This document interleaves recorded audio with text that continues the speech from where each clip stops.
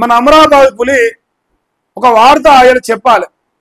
సింగరేణి కార్మికులను మోసం చేస్తా ఉన్న విషయాన్ని, దగా చేస్తా ఉన్న విషయాన్ని అలా నమస్తే తెలంగాణ కావచ్చు, తెలంగాణ రాష్ట్ర సమితి లేదంటే భారత రాష్ట్ర సమితికి సంబంధించిన పేపర్లు చెప్తా ఉన్నాయి.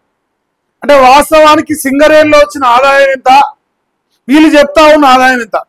వీళ్ళు ఈరోజు బోనస్ అయితే దసరా పండుగకి ఇస్తామని చెప్తారో బోనస్ గా మోసం చేస్తావురా అని చెప్పేసి అలా చెప్పదలుచుకున్నారు. బోనస్ ఇస్తావురా, బోనస్ పేరుతోని సింగరేణి కార్మికులు, ఆ బొగ్గు బావిలో పనిచేసే కార్మికులను మోసం చేస్తావు అనే విషయాన్ని ఇక్కడ మనం చర్చించుకోవాల్సిన అవసరం కనిపిస్తా ఉంది. అయితే వీళ్ళు ఏం రాశారో ఒకసారి చూడండి. సింగరేణి కార్మికులకు లాభాల్లో 34% వాటా అంటారు. 34% వాటా అంటే లాభాలు మొత్తం లెక్క తీయాలి. అవునా కాదా మీరు చెప్పండి. ప్రకటించిన సీఎం రేవంత్ రెడ్డి అంట ఒక్కొక్క కార్మికుడికి బోనస్ 1.95 లక్షలు వస్తా ఉంది. కాంట్రాక్ట్ కార్మికులకు 5,500 చొప్పున చెల్లిస్తారట. వీళ్ళు కాంట్రాక్ట్ బేస్డ్ అయినందుకు వాళ్ళకు వచ్చిన దాంట్లో 10% వస్తలేదు. సరే, ఇది తర్వాత మాట్లాడదాం. కానీ మరి 1.95 లక్షలు సరైన వాటాదినా అనేది ఒకసారి ఇక్కడ మనం గమనిస్తే, సింగరేణి కార్మికులకు రేవంత్ శటగోపురం పెడతాడు. ఎందుకు? బోనస్ పేరుతో మరోసారి దగా చేస్తాడు. ఇచ్చింది 13%, చెప్పుకునేది 34%. ఇచ్చింది ఎంత అంటే 13% అంటే ఇప్పుడు ఆయన రాసిండు, నాకేం సంబంధం లేదు.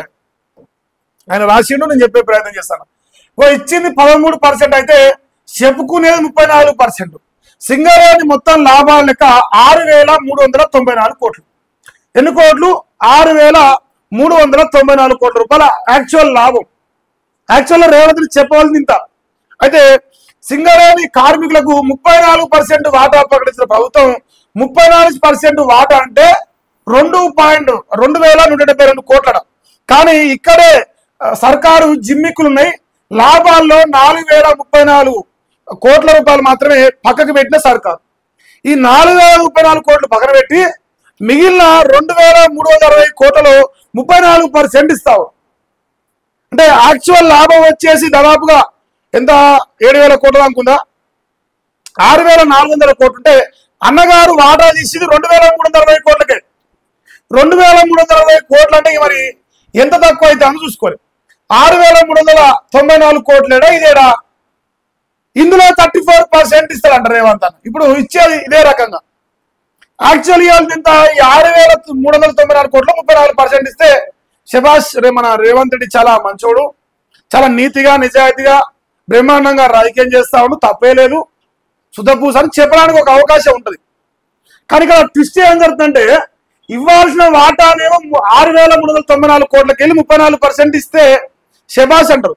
ఈ లెక్కన చూస్తే ఇప్పుడు ఇస్తున్న ఈ ఏదైతే పర్సెంటేజ్ ఉందో బోనస్, అదే 13% కిందనే పడిపోతుంది. సో 13% మీకు బోనస్ ఇచ్చుకుంటా 34% బోనస్ ఇస్తామని చెప్పేసి పత్తితు మాటలు చెప్తున్నారు. సో ఇంతకంటే నడి బజార్ల బరిబత్తల మోసం చేసేది ఇంకేం లేకపోవచ్చు. బరిబత్తల ప్రజలందరూ చూస్తుండగా సింగరేణి కార్మికులను మోసం చేసిన సంఘటన ఈ సంఘటనగా అనిపిస్తుంది. ఎందుకు మీరు ఇంత దుర్మార్గంగా సింగరేణి కార్మికులు కళ్ళు కప్పి లాభాలను తగ్గించి వాటాను తగ్గించి వాళ్ళ నోట్ల మనుగు వచ్చి మేము ఇందిరామ రాజ్యం, మేము ఎలగబెడుతున్నాం, మంచిగా చేస్తున్నాం అని రాసే ముందు కొంచెం సిగ్గు శరం శివునెత్తురు తెచ్చుకొని మాట్లాడితే బాగుంటుందని కోరుకుంటాను. లేదు, ఒకవేళ ఇది రాసిన తప్పు అంటే అట్లా నిరూపించే ప్రయత్నం చేయండి, అది కూడా మాకేం ఇబ్బంది ఏం లేదు. ఇంకో మిగిలిన లాభాల్లో ఇదే 2,360 కోట్లు 34% ఇస్తారు కదా. 819 కోట్లతో బోనస్ ప్రకటించిన సీఎం రేవంత్ సర్కార్ వాస్తవానికి ప్రకటించవలసిందంత 2,172 కోట్లు ఇవ్వాలి. 2,172 కోట్లు ఇచ్చే కాడ 1000 కోట్లు కూడా ఇవ్వలే. 819 కోట్లు ఇచ్చి ఇది 34% అంటారు. ఇంతకంటే నీచాది నిజమైన ముచ్చట ఏది లేకపోవచ్చా. గతేడాది కూడా ఇలాగే బోనస్ లో కోత పెట్టంట. పోయిన సంవత్సరం కూడా, ఈ సంవత్సరం అంటే ఇందిరమ్మ రాజ్యం వచ్చిన 2 సార్లు అదే జరిగింది. 21 నెలలు అవుతుంది. 2 దసరా పండుగలకు సరిపోను బోనస్ ఇచ్చారట. ఇట్లా సింగరేణి కార్మికులు చుతగాలని చేసి ఈ ప్రోగ్రామ్ ఇట్లా పెట్టుకొని దిగిరు బొమ్మలు. మందిని బాగా ముంచడం, బరాబర్గా ముంచడం, వాళ్ళ సొమ్ము తినవలసిందే, వాళ్ళ ఎంగిలి మెతుకులు తినవలసిందే అని చెప్పేసి ఇంకా సిగ్గు లేకుండా ఇంకో ఈయనంతా పరమానంద శిష్యుల ముఠా పోయి బొమ్మలు దిగుడు, మీ నవ్వుడు, ఎందుకంటే లత్కోర్ జోలేదన్న నాకు అనిపిస్తుంది. 1,95,000 కోట్లు 95,000 రూపాయలు వస్తాయండి ఇప్పుడు బోనస్. రావాల్సిన డబల్ త్రిబుల్ ఉంది దానికి.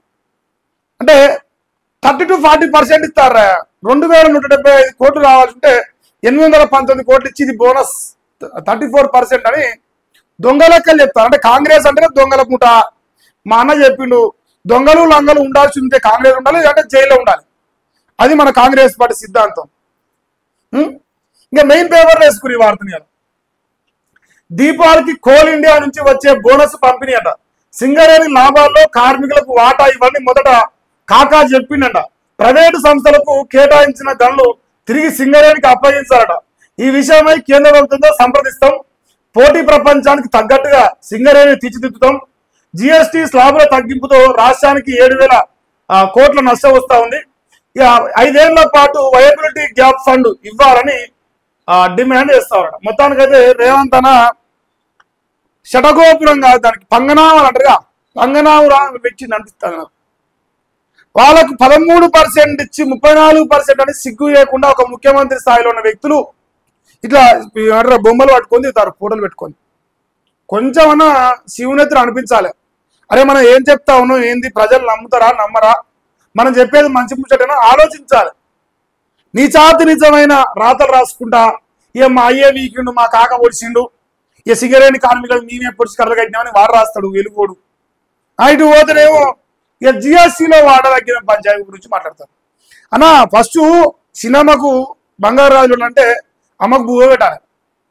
ఇక సింగరేణి కార్మికులు నడి బజార్లో మోసం చేసుకుంటా ఆ సందర్భంగా నువ్వు జిఎస్టీ గురించి మాట్లాడలా, 7,000 కోట్ల గురించి మాట్లాడతాను, ఆడ ఎగవేసిన కోట్ల గురించి మాట్లాడేది. అంటే కేంద్ర ప్రభుత్వాన్ని బదనాం చేయడానికి మీరు చాలా ఫస్ట్ లైన్లో ఫస్ట్ ఉండరు. కానీ అదే ప్రజలకు నీతిగా నిజాయితీగా పరిపాలించాలి, ప్రజలకు మేలు చేయాలనే అంశాలు మాత్రం మీరు నీతి నిజాయితీ సిగ్గు శరాలు ఏముండవన్నట. బీజేపీలో బీఆర్ఎస్లో 4 దుర్భాషలు ఆడాలి, 4 గలీజ్ మళ్ళీ తిట్టాలి. ఇక అదే మన ఇందిరామ రాజ్యం. అమరాబాద్ గిల్లి నల్లమల్ల అడవులకి వెళ్ళి తొక్కి తొక్కి తొక్కి పొడిచి కలగట్టి ఇదే. సో దయచేసి మరి గమనించురే, మీకు ఇంకో ఇంతలాంటి గాజు గుట్టిచ్చారు సింగరేణి కార్మికులు. ఇంతనా ఇంత ఇంత ఎంత మీకు ఎంత కావాలంటే అంత, మీరెంత కోరుకుంటే అంతే ఇస్తాడు, ప్రేమతో ఇస్తాడు మా అన్న గాజుగుడ్లు. అయితే నేను ఒక చిన్న ప్రోగ్రామ్ చేద్దాం అనుకుంటున్నాయి, మరి ఇది ఎక్స్ట్రీమ్ అయితే అనిపిస్తాను. ఓ గాజుగుడ్డు తీసుకొచ్చి పెడతా. మన అప్పుడు ఏం చెప్పాడు, ఏమిచ్చి నరేంద్ర మోడీ గాజుగుడ్డు ఇచ్చిండు, ఏమిచ్చిర్రు గాజుగుడ్డు చూపించింది కదా, ఇంతలో పైకి లేదు చూపించింది కదా. మరి నేను కూడా రోజు పెట్టుకొని ఇవో మా అన్న గాజుగుడ్డు ఇచ్చిండు, రైతు బంధు అడిగితే రుణమా పడితే గాజుగుడ్డు ఇచ్చిండు, రైతు భరోసా అడిగితే గాజుగుడ్డు ఇచ్చాను, ఇవన్నీ మరి నేను కూడా చూపిద్దాం అనుకుంటున్నా. సో ఈ ప్రోగ్రామ్ చేస్తే మరి ఏమనుకుంటారో మీరు చెప్పి, మీరు చేయమంటే చేద్దాం ఇంకా పని అయితే అవుతుంది. ఏమైతే పోతే పోయేది ఉంది, వచ్చేది ఏం లేదు. సో ఇది మన అమరావతి పులి నల్లమల్ల బిడ్డ పొడిచింది కళ్ళగట్టింది, ఇంతకు మించింది ఏం లేదు. లేదు ఒకవేళ మా అన్న ఏమైనా పొడుస్తాడు పీక్తాడని మీకు నమ్మకం ఉంటే అన్నను నమ్ముకొని పంగనాలు పెట్టి పక్క జరుగుతాడు, పంగనాలు పెట్టి పక్క జరుగుతాడు. అంటే నరేంద్ర మోదీ గారు జిఎస్టీ తగ్గిస్తే కూడా అన్నకు భయం అవుతుంది, బాధ అవుతుంది. 7,000 కోట్ల ఆదాయం తగ్గిందంట. అంటే మిడిల్ క్లాస్ ప్రజల కారించి గుంజులు తగ్గిందంట. ఇప్పుడు జిఎస్టీలో మెజారిటీగా లబ్ధి పొందేది మిడిల్ క్లాస్ జనాలే.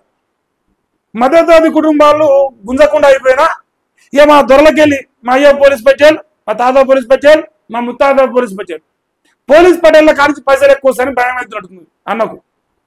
అందులో బాగా ఆ వాక్యాలు కూడా చేస్తాం.